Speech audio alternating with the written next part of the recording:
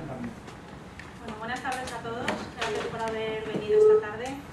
Mi nombre es Carmen Azcárraga, soy profesora de la Casa de Derecho Internacional Privado y formo parte del grupo de tutores que nos hemos encargado a lo largo de un tiempo bastante largo de tutorizar y ayudar a los alumnos que han participado en este informe a lo largo de 2 cursos académicos.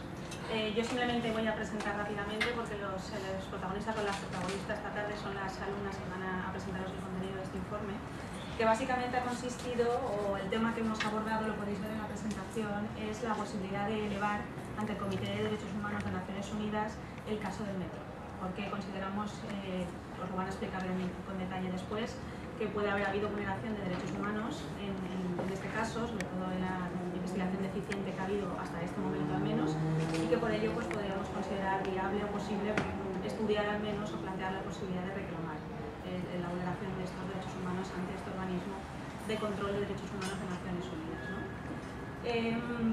Me gustaría hacer hincapié muy rápidamente sobre una cuestión importante que van a mencionar varias veces a lo largo del informe, y es que el informe parte de un escenario en el cual nosotros consideramos que la investigación ha sido insuficiente y ha sido deficiente. No se ha investigado realmente las causas del accidente y no se han depurado las responsabilidades oportunas, ¿no? Entonces, ahora mismo nos encontramos ante un futuro algo incierto porque la investigación se ha reabierto de nuevo, no sabemos muy bien en qué va a terminar esta segunda situación en la que se ha vuelto a investigar. Entonces, pues estamos abiertos a diferentes posibilidades porque, como no sabemos cómo va a terminar, no sabemos muy bien si finalmente esto será viable o no, dependiendo de cómo quede la investigación actual, ¿no? Pero en todo caso, para que se entienda bien lo que os van a explicar, pues es importante hacer hincapié en que partimos de un escenario en el que no se ha investigado lo suficiente y teniendo en cuenta esa idea, vemos si vamos a poder reclamar ante el Comité de Derechos Humanos de Naciones Unidas. Sin más, ceder la palabra a la primera de las estudiantes que os lo va a exponer, pero teniendo en cuenta que lo hemos desarrollado durante 2 cursos académicos, mucho tiempo, y ha pasado muchísima gente, muchísimos alumnos y muchos tutores por este informe, y que todos nosotros pues, estamos muy orgullosos y es un placer para nosotros recibiros esta tarde aquí y confiamos en que resulte de utilidad y que sea interesante para todos los que habéis venido esta tarde a vernos. Muchas gracias.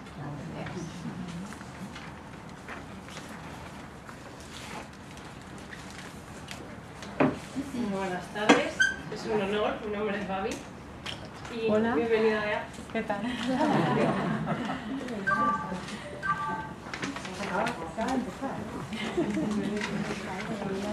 Y bueno, mi cometido hoy va a ser exponer un poquito la presentación y la estructura que tiene el informe. En primer lugar vamos a hablar de cuál es ese objetivo que ha sido... No pasa nada. Analizar cuál es esa viabilidad de elevar al Comité de Derechos Humanos de Naciones Unidas la eventual vulneración de derechos humanos contenidos en el Pacto de Derechos Civiles y Políticos de 1966 en relación con el accidente de metro ocurrido en Valencia el 3 de julio de 2006. Con todo ello paso a exponeros un poquito lo que es la estructura. En primer lugar, mis compañeras os van a hablar de qué es el Comité de Derechos Humanos, qué competencias tiene, cuál es su composición, para luego ya pasar un poco sobre el apartado de denuncias, ¿no?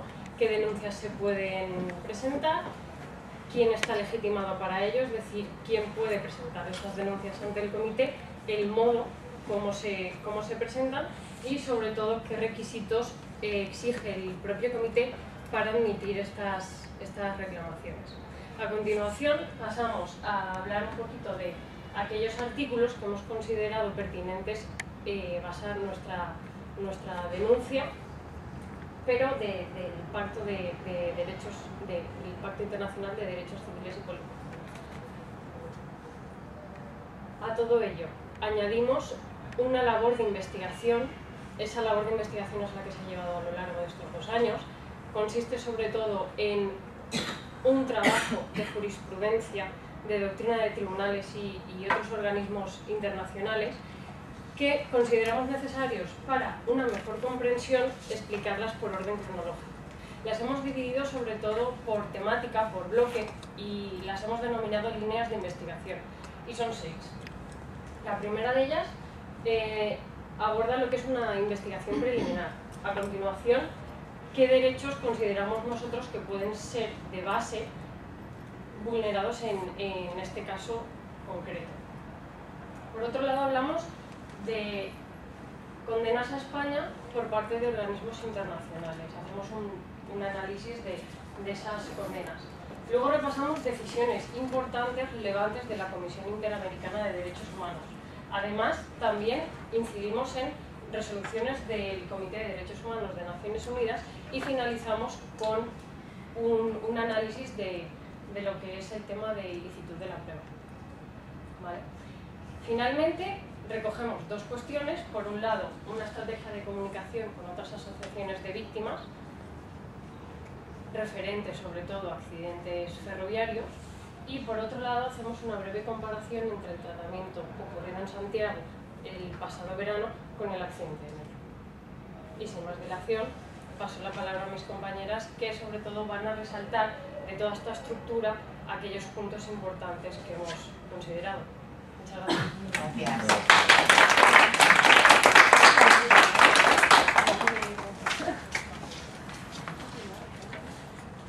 Hola, yo soy Elena Martínez y os voy a hablar acerca del Comité de Derechos Humanos de las Naciones Unidas, su composición, las peticiones que se pueden solicitar ante él y un poco de los derechos humanos en general. En primer lugar, voy a empezar hablando de lo que son los derechos humanos. Son aquellos que el individuo posee por el mero hecho de serlo, sin ningún tipo de condición, y que garantizan la vida de este en sociedad con plena dignidad. Los Estados tienen el deber de reconocer, garantizar y promover dichos derechos, y en el marco de esta obligación de los Estados, el Comité de Naciones Unidas de Derechos Humanos ejerce una labor de vigilancia de la manera en que los Estados garantizan estos derechos, pero sobre todo de los derechos que se encuentran en el Pacto Internacional de Derechos Civiles y Políticos de 1966, que ha comentado antes mi compañera. Para garantizar estos derechos, el Comité cuenta con una serie de mecanismos, entre los que destacamos la obligación de los Estados de presentar informes periódicos acerca de la manera en que ejercitan dichos derechos y las denuncias de particulares que consideren vulnerados sus derechos. Voy a continuar con la organización que tiene el comité. Se reúnen en sesiones en Nueva York o Ginebra, pretendiendo, y son 3 periodos de sesiones al año, de reuniones al año. Están compuestos por 18 expertos independientes de integridad moral y con reconocida competencia en materia de derechos humanos. Aparte, están nombrados por un periodo de 4 años y pueden ser reelegidos. Y el primer protocolo facultativo del Pacto de 1966 es el que le otorga competencia al comité para pronunciarse acerca de las denuncias de los particulares en la violación de los derechos humanos. Y de dicho protocolo España forma parte, por eso sí que sería competente para poder conocer este caso. En cuanto a las denuncias, para poder presentarlas hay que decir lo primero que no hay plazo, pero sí que es recomendable para poder aumentar las posibilidades de éxito que se presenten lo antes posible, ya que sí que se ha dado algún caso en el que se ha presentado una denuncia al comité con un plazo de 5 años y sí que se han admitido por considerar dicho plazo injustificado, porque no lo han considerado oportuno. Hay que decir que acudir al comité es gratuito y se puede ir sin asistencia letrada, pero sí que es recomendable acudir acompañado de un abogado, sobre todo que el escrito que presentamos ante el comité esté redactado por un abogado. También hay que decir que el formato de presentación es libre, pero sí que en la página web podemos ver unos formularios que nos pueden servir de ayuda para presentar la denuncia. Vale, ahora ya por último, voy a hablaros acerca de las peticiones de condena que podemos solicitar ante el comité. Tenemos 2 posibilidades. En primer lugar, si lo que queremos es que se lleve a cabo una investigación efectiva, así como las eventuales responsabilidades que se pueden derivar del accidente, el comité condenará una sola vez a España, con lo cual será indiferente la cantidad de personas que acudan al comité. Y si por el contrario queremos que el reconocimiento de la violación de derechos en cada caso particular, en ese caso sí que deberán acudir todas las víctimas, y aquí lo más importante es que se tendrán que agotar previamente, antes de acudir al comité, los recursos internos, que es sobre todo el recurso de amparo ante el Tribunal Constitucional, que de eso os hablarán posteriormente mis compañeras.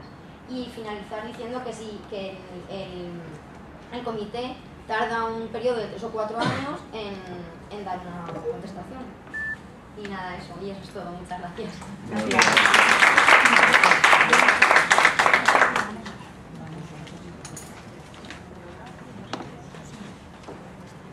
Hola, yo soy Alba y voy a hablar sobre la legitimación que tiene la asociación para interponer una denuncia frente al comité. Según los artículos unidos del protocolo, cualquier persona que alegue ser víctima de una violación puede presentar una denuncia frente al Estado y la víctima de la violación o por representante legal puede presentar la denuncia. También así, en la práctica se aceptan denuncias presentadas por los familiares cuando ésta no puede hacerlo. Aún así, el comité solo acepta denuncias presentes, por víctimas concretas y por violaciones presentes. En relación a si un grupo de particulares puede presentar el ante el comité, esto quiere decir que solamente se podrá presentar las guías que hayan llegado al Tribunal Constitucional habiendo agotado sus recursos internos.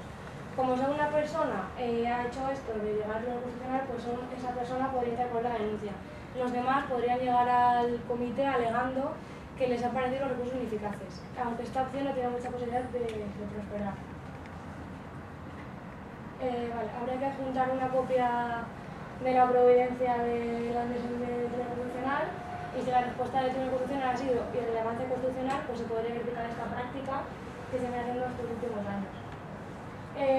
Si se optara por la representación de una persona de la asociación, pues en este caso la Secretaría puede juntar y separar los casos libremente, aceptaría a los que han agotado los recursos internos y declararía inadmisibles los que no. También depende de la petición que se haga. Si se va a pedir al Estado español que haga una investigación exhaustiva de los casos del accidente y eventuales operaciones penales, pues valdría con que el comité condenara una vez para que esto se pudiera hacer. Y si se va a pedir que se reconozca en cada caso concreto la violación o indemnización, pues deberían acudir por separado al comité.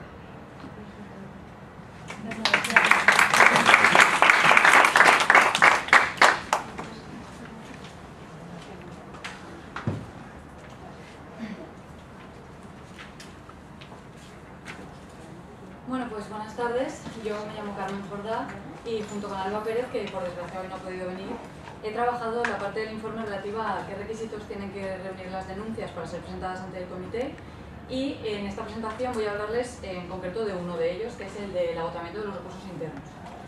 Entonces, los 5 requisitos fundamentales que tiene que reunir una denuncia para poder ser presentada ante el Comité de Derechos Humanos son que conste por escrito y que no sea anónima, siempre tiene que ir firmada, que no se someta simultáneamente a otros órganos internacionales de control de los derechos humanos, que el denunciante haya estado sometido a la jurisdicción del Estado denunciado en el momento en el que se produjo la infracción que se denuncia, que no contenga abuso de derecho ni contrariedades a los principios del Pacto Internacional de Derechos Civiles y Políticos ni de las Naciones Unidas, y por último, que se hayan agotado previamente a la presentación de la denuncia ante el comité los recursos internos que establece el Estado denunciado.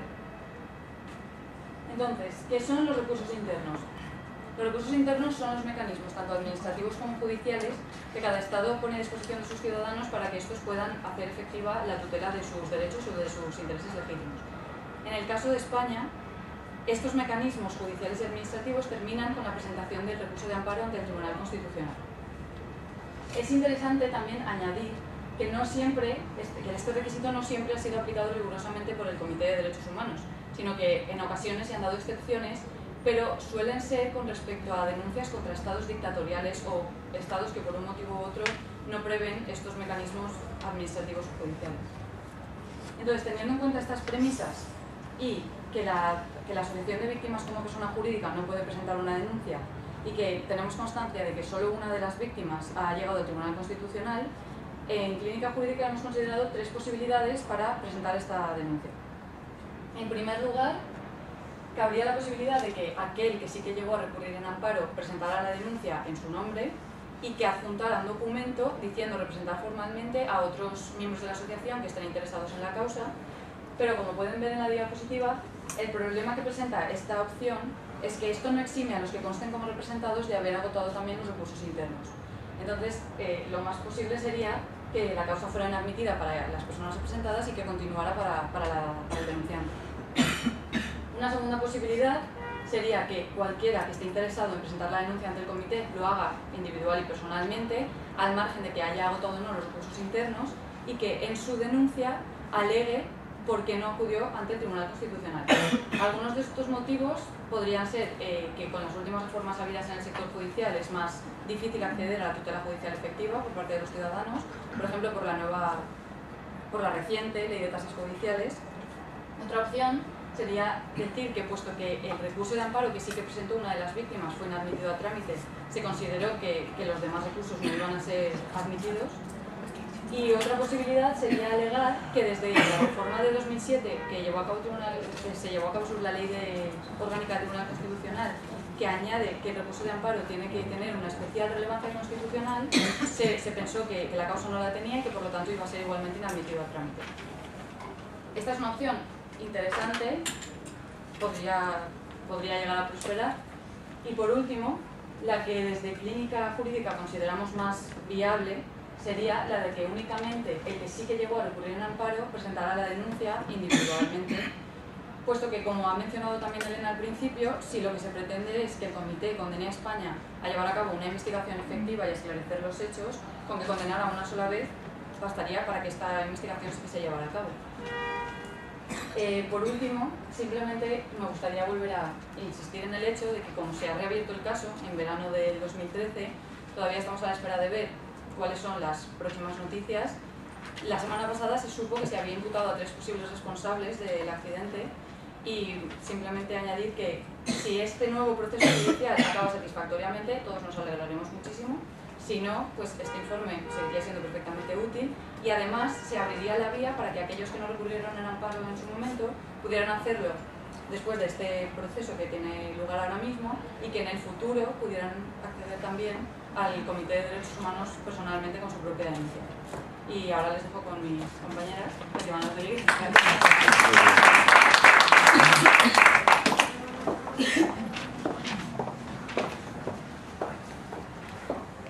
Buenas tardes, mi nombre es María Almenara y yo les voy a hablar acerca de... Bueno, les voy a exponer los argumentos que pueden constar como base de la denuncia. Para ello, la denuncia debe basarse en uno o varios artículos del pacto. En uno o varios artículos del pacto. Nosotros, con este informe, hemos analizado varios artículos del pacto, hemos proporcionado jurisprudencia y doctrina de tribunales y otros organismos internacionales. En concreto, desde la clínica nos hemos centrado en 2 artículos, en el 2.3 y en el 14 del pacto. El 2.3 es el que les aparece ahora mismo en pantalla, y el 14 les aparecerá más tarde y lo explicará mi compañera. Acerca de este artículo hemos hecho una serie de observaciones por las cuales el dato más relevante, o lo que nos gustaría destacar, es las obligaciones que les impone a los Estados. La primera de ellas sería respetar y abstenerse de violar los derechos humanos. La segunda, proteger el disfrute de los derechos contra cualquier violación o ataque frente a terceros. Y la tercera, promover o hacer efectivos los derechos adoptando las medidas que se precisen. Por todo ello, si un Estado parte no investigara las denuncias de violaciones, constituiría una violación del pacto, que es lo que consideramos que ocurrió en el caso Metro, así como también la Generalitat se comprometió a reformar la legislación, cosa que no hizo. Por ello, también cabe advertirles que es difícil que el comité se pronuncie acerca de una denuncia, o sea, acerca es difícil que se pronuncie de la legislación general acerca de una denuncia individual, y mucho menos de una promesa política. De todos modos, ahora mi compañera os explicará el artículo 14 y el resto de argumentos. Gracias. Hola, me llamo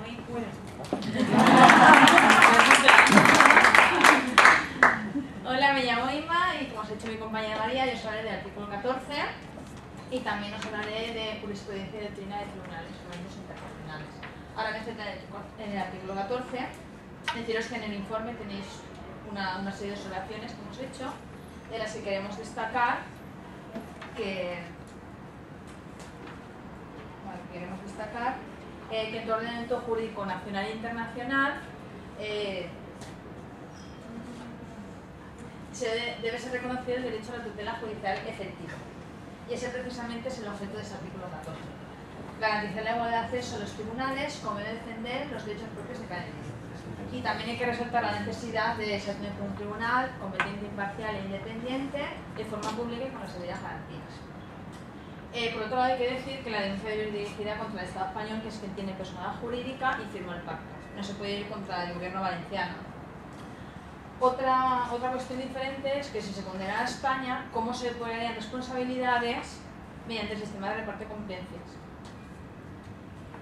Ahora les hablaré de la jurisprudencia y doctrina de tribunales organismos internacionales. Primero deciros que además de analizar los dos artículos del pacto para apoyar la denuncia, en este apartado lo que hemos hecho es basarnos en casos anteriores conocidos por el comité y que...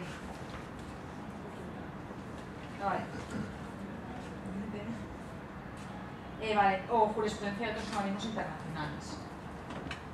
Hay que adelantar que no hemos encontrado jurisprudencia equiparable al caso que tratamos, pero sí que hemos visto que podemos proporcionar resoluciones o fallos que puedan apoyar la reclamación porque se han vulnerado de hecho a una investigación seria y a un proceso justo. También hay otros derechos que se han vulnerado, como el derecho a la tutela judicial efectiva, derecho a aportar los medios de prueba oportunos, derecho a conocer la verdad de lo que sucedió, deber del Estado de investigar y considerar, o la responsabilidad del Estado en la prestación de servicios públicos. Teniendo en cuenta lo que hemos dicho anteriormente, mis compañeros os van a explicar las diferentes líneas de investigación que hemos seguido. En este caso se exponen 6. Las 3 primeras las explicará mi compañera Carla y consisten en: la primera es una investigación preliminar, la segunda es sobre derechos vulnerados, la tercera sobre condenas a España, las otras 3 las explicará mi compañera Mercedes y son una cuarta investigación de doctrina de la Comisión Interamericana de Derechos Humanos, la quinta de decisiones relevantes del Comité de Derechos Humanos y la sexta investigación la de la prueba. Bueno, os dejo con mis compañeras.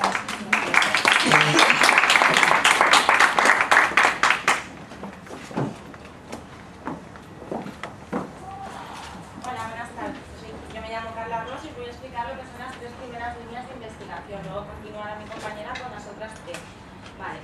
Decir, las 3 primeras líneas de investigación son: la primera investigación preliminar, la segunda se titula Derechos vulnerados y la tercera Condenas a España. Vale, deciros que estas 3 líneas se basan en doctrina del Tribunal Europeo de Derechos Humanos, que aunque no sé a dónde nos vamos a dirigir, aunque también podréis, como finalmente explicará mi compañera, pues también nos valdría para fundamentar nuestra denuncia ante el comité.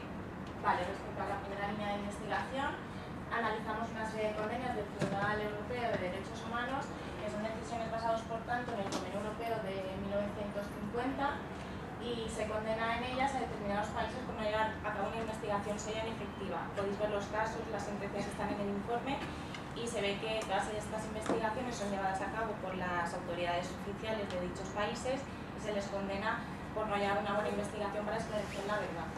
En la segunda línea se titula Derechos vulnerados y se trata de sentencias del Tribunal Europeo de Derechos Humanos, que, como hemos dicho antes, también se basarían en vulneraciones del Convenio Europeo de Derechos Humanos de 1950 y están relacionadas con los derechos que hemos considerado vulnerados en el caso mismo. Vale, primero es el derecho a la vida, el segundo es el derecho a una investigación seria y efectiva. También tenemos la tutela judicial efectiva, motivación de decisiones judiciales y juez imparcial. Respecto al derecho a la vida, este viene íntimamente unido con la obligación que tienen los estados de proteger a las personas que están bajo su jurisdicción. Referente a la investigación efectiva, el convenio dice que todas las autoridades deben tomar las medidas razonables para conseguir los elementos de prueba razonables para esclarecer la verdad de los hechos. Respecto a la tutela judicial efectiva, se debe garantizar el acceso a la justicia a todo el mundo porque es el mecanismo que tienen los ciudadanos para proteger sus derechos e intereses legítimos. Asimismo, también abordamos en estas sentencias el tema de la motivación de las decisiones judiciales. Esto quiere decir que todo tribunal está obligado a motivar sus decisiones, así como a dar siempre una respuesta y tomar en cuenta siempre las alegaciones de todas las partes. Por último, señala que un poder judicial debe tener garantías suficientes para excluir cualquier duda sobre la imparcialidad del juez, es decir, el juez debe estar libre de perjuicios y de parcialidad. Vale. La tercera línea son condenas a España por parte de organismos internacionales. Aquí analizamos una serie de condenas a España por parte de organismos internacionales que resultan relevantes para el caso del metro. Esto nos resultó interesante a la hora de comparar los hechos que ocurrieron en el accidente del metro con las condenas a España que hemos analizado, ¿vale? Por una parte tenemos que el Tribunal Europeo de Derechos Humanos se pronuncia diciendo que cuando se produce una violación del artículo 3 del Convenio Europeo de Derechos Humanos, que es el derecho a la vida y la obligación que tienen los estados de proteger a sus ciudadanos y a la gente que está bajo su jurisdicción, pues cuando ocurre una violación de ese artículo siempre surge la necesidad de investigar en profundidad para esclarecer la verdad de lo ocurrido. Y por otra parte, tenemos que en otros casos España es condenada por la violación del artículo 6 del Convenio Europeo de Derechos Humanos. Este artículo dice que toda persona tiene derecho a que su causa sea oída equitativa, públicamente y dentro de un plazo razonable por un tribunal independiente y parcial establecido por ley. Bueno, ahora continuará mi compañera con las otras tres líneas. Gracias. Hola, buenas tardes. Soy Mercedes y hoy les voy a hablar sobre la cuarta, la quinta y la sexta línea de investigación. La cuarta línea de investigación se centra en la doctrina de la Comisión Interamericana de Derechos Humanos, que defiende de forma reiterada el derecho a la verdad, el derecho a la tutela judicial efectiva, el derecho a aportar todos los medios de prueba pertinentes al proceso y sobre todo el derecho de las víctimas a ser oídas, obteniendo de los órganos del Estado el esclarecimiento de los hechos y sobre todo la responsabilidad de aquellos que llevan tanto la investigación como el enjuiciamiento. Añade además la doctrina que los Estados tienen el deber de investigar de forma diligente en plazos razonables, evitando la desaparición de pruebas y sobre todo evitar investigaciones excesivamente largas. La quinta línea de investigación se centra en las comunicaciones realizadas por el Comité de Derechos Humanos de Naciones Unidas y en el que se aplica el artículo 14 del Pacto Internacional de Derechos Civiles y Políticos, al que mis compañeras han hecho referencia en el apartado relativo a la fundamentación jurídica. Hay que aclarar que el Comité de Derechos Humanos no es una instancia procesal, por lo tanto no entra a evaluar los hechos ni las pruebas, pero si la víctima alega indefensión, los Estados tienen la obligación de investigar, además de la obligación de adoptar las medidas razonables y adecuadas para defender a las personas, para proteger a las personas. Y añadiendo además el deber de imparcialidad de los tribunales, es decir, no deben de tener ideas preconcebidas en cuyo caso se deben de abstener de conocer del proceso. En cuanto al agotamiento de los recursos internos, que es la condición de admisibilidad que ha sido comentado con anterioridad por mis compañeras, el Comité establece el derecho a la revisión de las sentencias y los recursos dictadas por los tribunales de los Estados en los asuntos de que conozcan. Además, que los recursos internos deben ser reales y efectivos y que si son rechazados se puede acudir al Comité invocando el derecho que sea violado. La sexta línea de investigación se centra sobre todo en la ilicitud de la prueba en el proceso, ya que es la parte más importante que sirve de base al mismo, ¿no? Por lo tanto, debe estar garantizada y protegida, y por lo tanto debe estar cumpliendo de forma estricta la cadena de custodia, que es el conjunto de medidas encaminadas para preservar la identidad e integridad tanto de los objetos como de las muestras que son objeto de la prueba. La doctrina reiterada del Tribunal Supremo y del Tribunal Constitucional con respecto a la cadena de custodia establece que su irregularidad altera el derecho a un procedimiento con todas las garantías y vulnerando por tanto a un proceso justo establecido en el artículo 24.1 de la Constitución y por lo tanto vulnerando derechos fundamentales. La irregularidad de unas pruebas debe ser negada la eficacia probatoria por tanto por el tribunal que conozca el caso. Y ahora pasará mi compañera Babi a las conclusiones. Muy bien.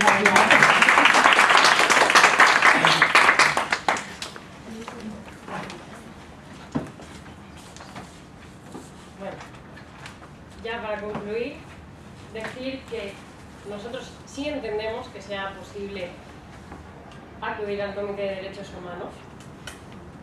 Pero claro, la reapertura del caso, la reciente reapertura, incide de un modo... ¿Qué hacemos? ¿Cómo va a acabar? ¿Bien? ¿Mal? ¿Qué pasa? ¿No? Entonces, sí que es cierto que la reapertura resta un poquito de utilidad a lo que es este informe, porque en su momento la base era no se ha investigado. Entonces, nos movemos en un futuro demasiado incierto. Para que os vayáis a casa, porque el informe es muy largo. 3 ideas muy claras. Posibilidades. Acaba bien la investigación. Vale, pues con mucho gusto tenéis el permiso de coger y tirar el informe a la basura. ¿Vale? ¿Qué ocurre si Doña Nieves sigue con las mismas trabas? Bueno, pues podemos seguir denunciando. Súper importante, acudir al Tribunal Constitucional en amparo. Tras el Tribunal Constitucional tenemos varias opciones. Podemos irnos al Tribunal Europeo de Derechos Humanos, sería la mejor opción ya que tiene un plazo de 6 meses. Y la otra opción es acudir al Comité de Derechos Humanos. No hay plazo, por lo tanto, repito, es mejor primero ir al Tribunal Europeo y luego al Comité. Pero destacar que estos dos mecanismos, tanto el Tribunal como el Comité, o sea, no se puede ejercitar de forma simultánea. Vamos a uno o vamos a otro, ¿vale? Pero la llave para ir a cualquiera de las dos puertas, Tribunal Constitucional.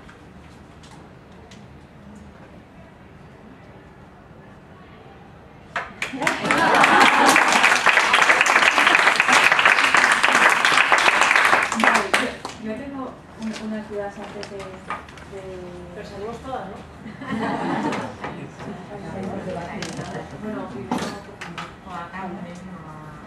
Bueno, simplemente la de esto último, si el planteamiento para ir al Tribunal Europeo de Derechos Humanos sería el mismo que para que para el comité. Claro, es que Clínica, cuando la asociación planteó el caso, el plazo de los 6 meses para ir al tribunal ya había pasado. Entonces, nosotros no nos hemos centrado en eso, sino que directamente ya hemos pasado a la vía de acudir al comité, que es sin plazo. Porque en su momento era la mejor opción de Pero todo. digamos que la fundamentación jurídica sería válida para tanto uno como para otro, ¿no? No, quisiera matizar que no es válida porque cada organismo de control de Naciones Unidas supervisa que no se violen los derechos humanos contenidos en los instrumentos internacionales que ellos supervisan. En el caso del Tribunal Europeo de Derechos Humanos es el Convenio Europeo de Derechos Humanos de 1950. En el caso del Comité es el que venimos repitiendo, el Pacto Internacional de Derechos Civiles y Políticos. La parte positiva es que lo que son derechos fundamentales y derechos humanos procesales, tutela judicial efectiva, presentar pruebas que no se ha investigado de forma seria, se repiten en todos los instrumentos y todos los organismos internacionales de control de derechos humanos acaban permitiendo que se aporte jurisprudencia de los demás. Entonces, la respuesta, por lo tanto, sería parcial. Sí sirve la investigación que se ha realizado desde el momento en que toda la jurisprudencia que hemos encontrado apoya nuestros argumentos, sea en una instancia o en otra, pero no podemos fundamentarlo en el Pacto Internacional de Derechos Civiles y Políticos porque en el caso del Tribunal Europeo de Derechos Humanos se basan en otro convenio, en otro instrumento. Toda la labor de investigación, sí. Pero si, por ejemplo, fuéramos al Tribunal Europeo de Derechos Humanos y ahí, por ejemplo, la resolución que tuviéramos no fuera lo que nosotros esperamos, no fuera satisfactoria o ni siquiera lo admitieran a trámite, siempre podemos recurrir después, simultáneamente no, pero después sí. Sí, así es, simultáneamente no es posible, pero como bien explicaba Gaby, nosotros recomendaríamos antes acudir al Tribunal Europeo por una cuestión de plazo. Como el comité no tiene plazo, lo que podemos hacer es agotar primero una vía y después ir a la otra. A ver, bien, yo creo que muchas gracias porque el informe es muy didáctico y además muy realista. Entonces a mí se me ocurre una cosa, perdonad que lo avance así, es decir, que pasando en la experiencia anterior de que la investigación fue incompleta antes de la reapertura del proceso, el pacto contempla la posibilidad de observadores. Es decir, se podrían ser observadores, digamos, internacionales, dependientes de Naciones Unidas, que digamos, observaran que el nuevo procedimiento no es un procedimiento dilatorio del tiempo, sino que se va a desarrollar con las debidas garantías de un proceso justo y una investigación seria y efectiva. Es decir, la asociación o las víctimas o las personas que estén legitimadas para presentar este recurso, ¿no?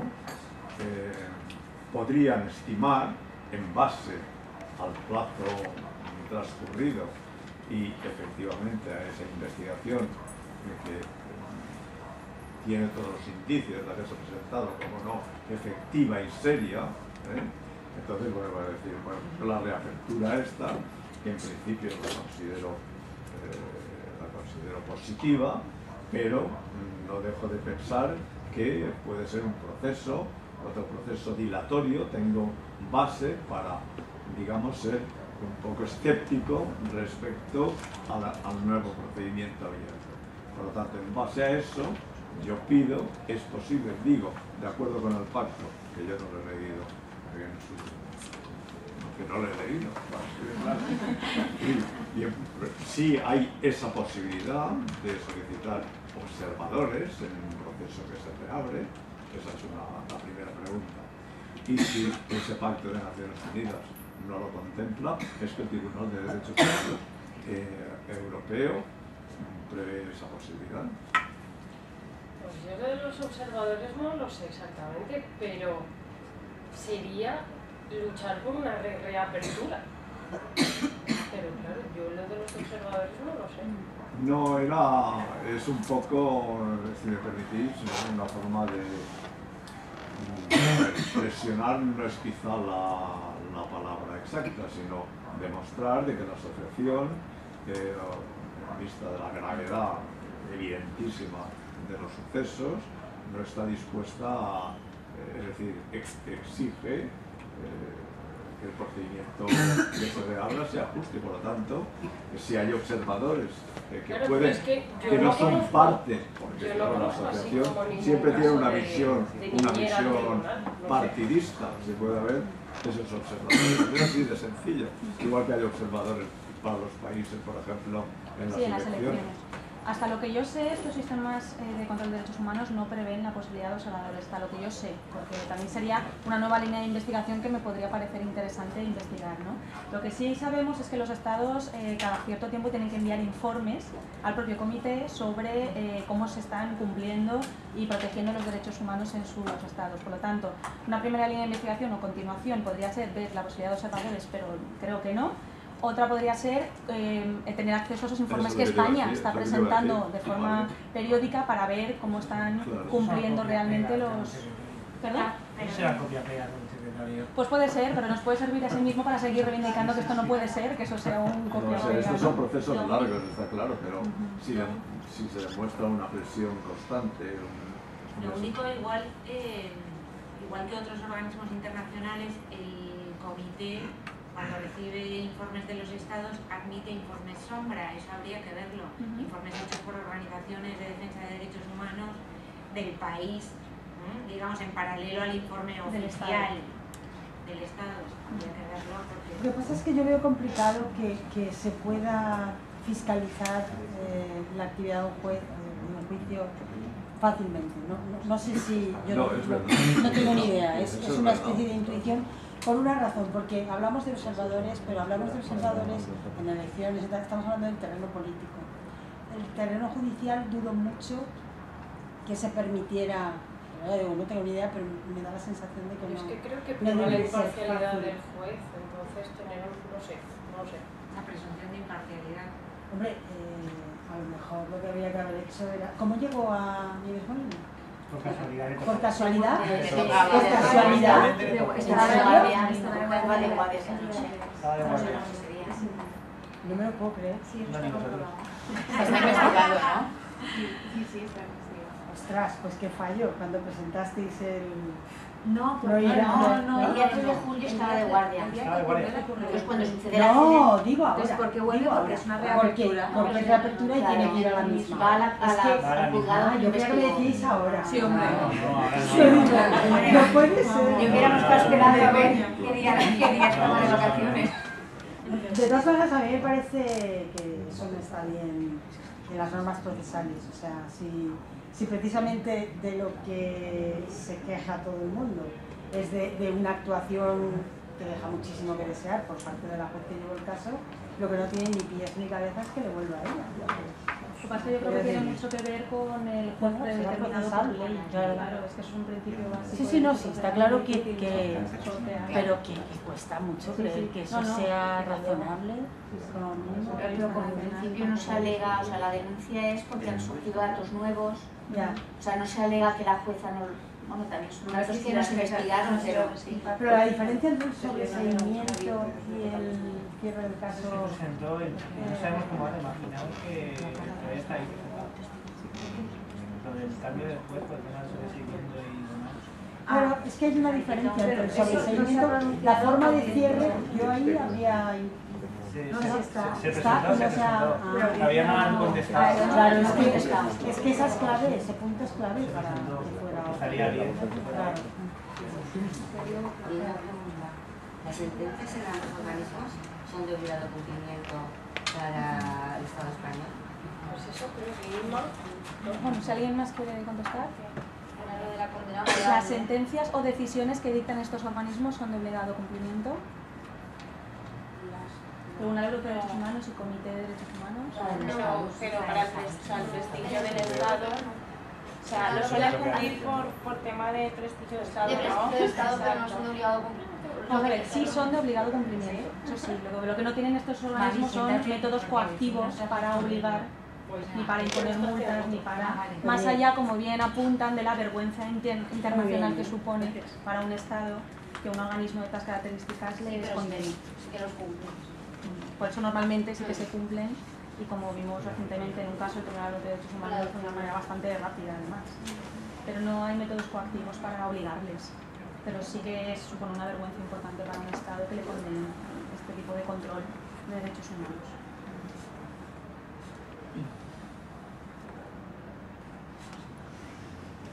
Más cosas, ¿algún comentario, alguna más? pregunta? ¿Puedo preguntar si el caso Santiago ha modificado o ha aportado alguna novedad jurídica al proceso de Valencia? A ella. Yo la verdad es que no tengo conocimiento y seguramente sepáis mejor. Perdón, ¿puedes repetir? He preguntado si el caso del accidente del tren Albia en la tristemente famosa curva de Santiago del verano pasado ha abierto alguna perspectiva jurídica nueva que pueda repercutir en el caso del Metro Valencia. Yo en el informe hice una breve comparación porque todavía tampoco había muchos datos acerca del Albia ni de la reapertura de la investigación ni nada, y sí que se nota mucha diferencia en el tratamiento, por lo menos el que llevaron a cabo al comienzo. Lo hemos notado hasta los que no somos Por eso, juristas, entonces, en ¿no? ese caso, yo creo que sí que ha favorecido bastante, o sea, bueno, favorecido. Desde el punto de vista jurídico, Sí, yo creo que sí que puede presionar bastante y que sí en el informe sí que puede servir vamos, es que es la evidencia, entonces sí que puede servir de presión a los órganos judiciales, yo creo que sí. Pero a nivel de presión... No sé, no veo yo que la jueza... la jueza ya... Ah, bueno. Pero sobre todo si ya la jueza de aquí no lo considera, sí que para el Tribunal Europeo de Derechos Humanos o para el Comité yo creo que sí, porque la investigación que se ha llevado allí o sea, ha sido muchísima, no tiene nada que Debería de ver. considerarlo, el simple hecho de que el perito que tenemos aquí está imputado allí, ya no se relaciona con otros. Claro, por eso digo que eso a nivel de presión y de visual nada más es evidente.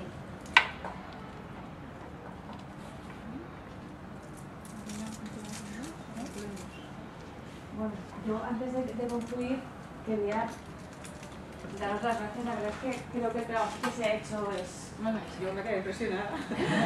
La verdad es que es un trabajo muy serio, muy profundo y tremendamente útil, porque independientemente de que el tema ojalá acabe bien en esa segunda instrucción, el tema de la primera instrucción para nosotros fue un momento muy duro, muy importante. Fueron un montón de esperanzas o sea, fue un momento de frustración porque la verdad no esperábamos que los tribunales nos trataran Nos tratarán así. Entonces, el que se siga demostrando que esa primera instrucción tuvo muchos agujeros y que hay toda la validez del mundo en presentar esa vulneración de nuestros derechos fue realmente real, ¿no? No fue una sensación nuestra de gente que está un poco desesperada por el momento, por el dolor, y que tiene esa base y que la hayáis expuesto también y con tanto rigor, la verdad es que para nosotros es muy importante. Si no se utiliza, mejor, porque querrá decir que por fin la justicia española nos da respuestas, pero si no lo hace, yo creo que, vamos, no sé decir qué haremos mañana, ¿no? Pero desde luego la intención nuestra es utilizar todo este trabajo que habéis hecho, así que muchísimas gracias.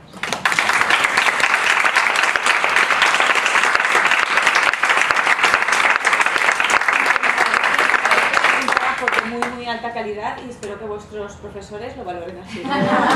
Yo tengo una sugerencia, corrigiendo lo que ha dicho Babi. Lo sé.